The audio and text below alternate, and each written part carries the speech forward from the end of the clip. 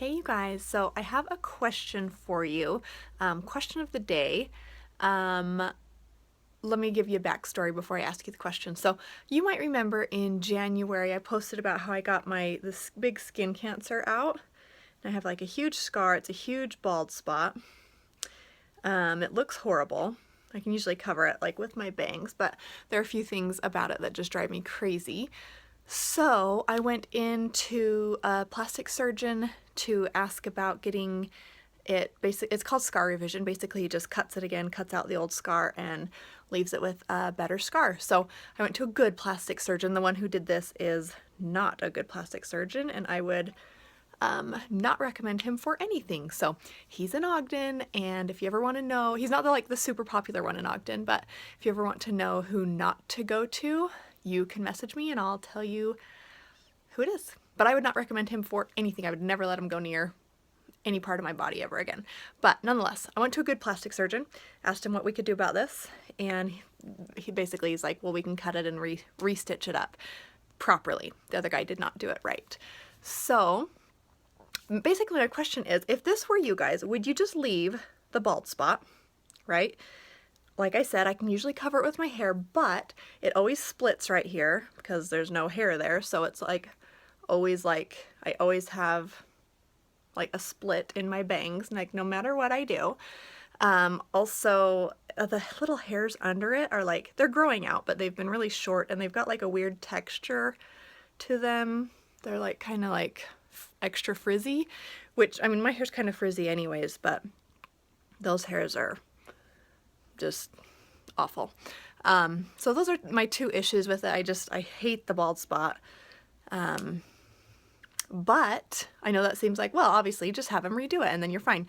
However, here's where the dilemma comes in. So I either deal with the bald spot forever, or if I have him redo it, the way that he stitches it together will most likely create like a cowlick.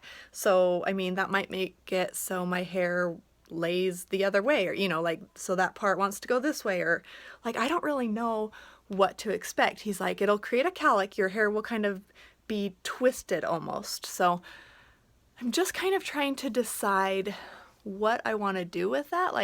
Do I want to go in, have him restitch it, cut it, restitch it, all that stuff, to be left with a cowlick? Or is my bald spot better? This is something I've been thinking about nonstop. Maybe a better look at that.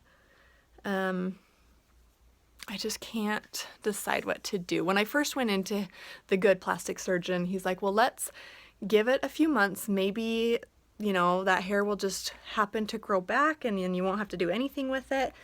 But he's like, I don't think that'll happen, but let's just wait and see just in case. So I've been waiting, and obviously no regrowth has happened. So that's what I'm always dealing with, is these hairs that want to come down. Or do I have him redo it and have the cowlick? Neither of them are a horrible option. The bald spot's not that bad, I guess. The cowlick, it could be bad, it could be fine. I just don't know what to expect with it. So I don't know what to do. That's why I got on here. I just wanted to ask you guys what you would do if it were your bangs. I'm trying to grow my bangs out, and I thought maybe that would help, but they're not quite long enough to tuck back yet, so I don't know.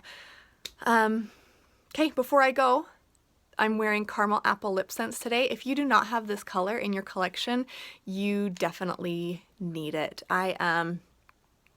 I'd say it's probably in my top 5 for sure. It's one of my very favorites, and it's so pretty on every skin tone. So if you don't have caramel apple yet, that is one to write down on your list and message me when you decide you need it. Okay, thanks for your advice, guys. I'm looking forward to your input on what you would do if it were your hair.